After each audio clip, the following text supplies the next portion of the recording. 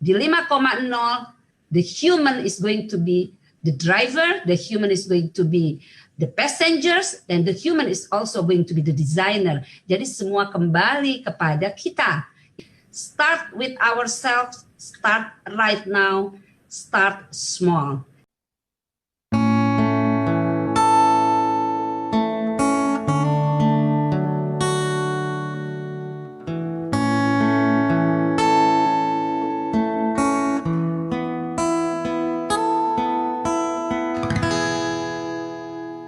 Jadi saya langsung buka pertanyaan pertama, Prof. Dari Ibu Ainun, dari SMAN 1 Sumbawa, Nusa Tenggara. Pertanyaan beliau adalah, era 5.0 menuntut dunia pendidikan untuk bergerak cepat agar tidak tertinggal. Lalu bagaimana adaptasi yang harus dilakukan guru, khususnya dalam pengembangan kurikulum, Prof? Apakah tidak perlu adanya perubahan kurikulum, namun cukup memodifikasi bahan ajar atau model pembelajaran di kelas? Mohon penjelasannya, Prof. Ya, terima kasih Bu Ainun atas pertanyaannya. Saya kira kalau kita bicara kurikulum itu kan sebetulnya luas, bukan hanya bahan ajar ya, tetapi juga metode pembelajaran. Dan bagi tingkat pendidikan dasar dan menengah kita, saya kira sudah ada panduan dari Kemdikbud tentang baik itu terkait dengan isi pembelajaran maupun proses-proses pembelajaran yang harus dilakukan. Misalnya kalau berdasarkan kurikulum 13 kan harus tematik dan sebagainya ya.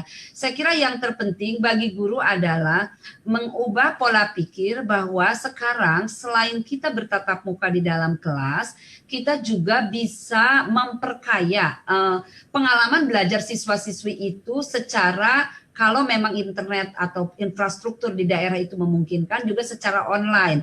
Sehingga pengalaman belajar akan menjadi lebih besar. Nah, di Amerika mungkin yang terkenal itu ada konsep yang disebut flipped classroom ya. Apa yang disebut dengan flipped classroom?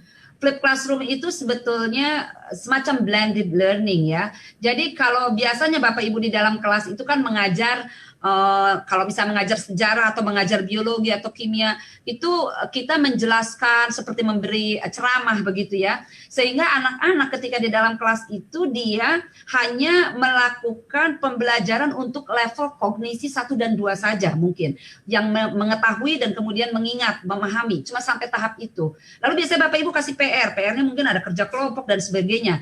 Di mana PR itu biasanya justru untuk melatih mereka itu berpikir tingkat tinggi. Jadi di mana mereka mulai melakukan analisis, mereka mungkin melakukan percobaan, jadi ada sintesis, kemudian mungkin meng-create sesuatu, mengevaluasi sesuatu. Nah, konsep flip classroom itu kita putar, kita balik. Jadi bahan-bahan yang bisa dibaca sendiri, kirim mungkin lewat email ya, kalau belum punya LMS, belum punya sistem pengelolaan pembelajaran, biarkan mereka membaca sendiri. Jadi yang kognitif tingkat rendah itu biar dilakukan di rumah.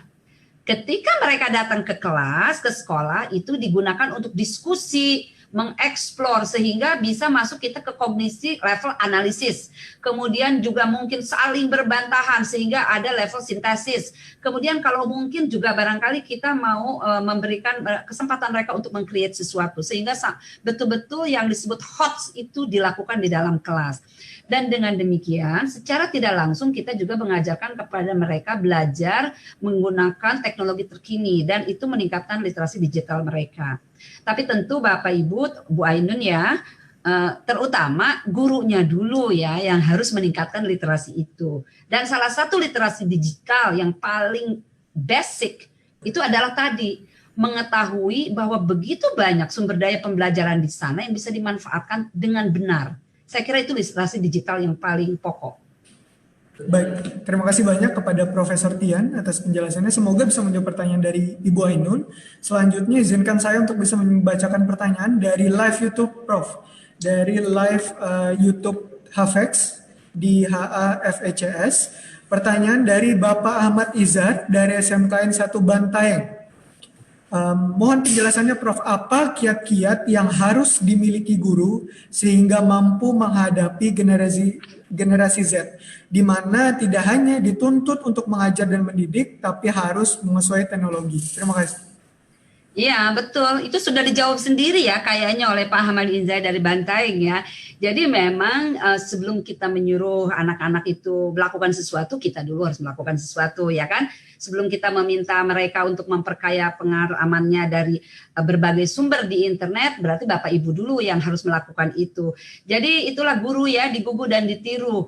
Saya kira yang paling baik terutama pada level pendidikan dasar dan menengah adalah memberi contoh. Begini loh caranya menjadi pembelajar sepanjang hayat di era digital ini. Dan jangan lupa di era masyarakat 5.0 manusia menjadi pusat lagi. Oleh karena itu karakter mereka itu menjadi sangat penting karena mereka lah nanti yang akan memprogram berbagai pemanfaatan dari mesin dan robot itu. Baik, terima kasih banyak. Semoga bisa menjawab pertanyaan Bapak Ahmad Izhar dari SMKN 1 Bantai. Selanjutnya, Prof, pertanyaan terakhir. Saya akan membacakan pertanyaan dari Bapak Syainal, Prof, dari SMK Negeri 4 Berau, Kalimantan Timur. Pertanyaannya sebenarnya ada dua, cuman saya coba untuk bisa satukan, Prof. Jadi, apakah memang pendidikan di era 4.0 bahkan 5.0 memang semata diarahkan pada keinginan industri dan tidak kemudian mengacu pada tujuan pendidikan yang umum kita ketahui yaitu mencerdaskan kehidupan bangsa, Prof. Jadi bagaimana sebenarnya, Prof? Apakah hanya berusaha untuk keinginan membuat lebih diarahkan ke keinginan industri atau tidak mencerdaskan ke pendidikan bangsa? Mohon penjelasannya, Prof. Terima kasih. Ya, menurut saya tujuan pendidikan nasional kita itu sudah kita sepakati ya, sudah ada di dalam Undang-Undang Pendidikan Nasional kita dan kita harus tujuan ujungnya itu tentu untuk mencerdaskan kehidupan bangsa. Tetapi kan bagaimana sih agar bangsa itu menjadi cerdas, agar kehidupan itu menjadi cerdas. Nah, smart society itulah dia kan, masyarakat 5.0 tadi kan. Nah, kita bisa sejahtera, kita bisa nyaman, kita bisa menjadi bangsa yang cerdas kalau kita mampu memanfaatkan berbagai inovasi yang telah dihasilkan oleh revolusi industri. Nah, kalau kita tidak bisa memanfaatkan itu, tentu kita tidak akan bisa mencapai kehidupan bangsa yang cerdas, ya kan? Nah, oleh karena itu jangan dipertentangkan. Kita harus tetap mencapai tujuan, ujungnya itu adalah kehidupan bangsa yang cerdas, mencerdaskan kehidupan bangsa dengan memanfaatkan berbagai teknologi dan industri. Dan itu sejalan, makanya pemerintah Jepang meluncurkan itu. The key itu kembali to the human, jadi human centered. Karena orang-orang mulai takut, katanya masyarakat 4.0 itu, wah semuanya digantikan mesin, otomatis semua. No, we're gonna change it back. Di 5.0, the human is going to be the driver, the human is going to be the passengers, and the human is also going to be the designer. Jadi semua kembali kepada kita. Itu sebetulnya definisi kehidupan bangsa yang cerdas atau mencerdaskan kehidupan bangsa kan?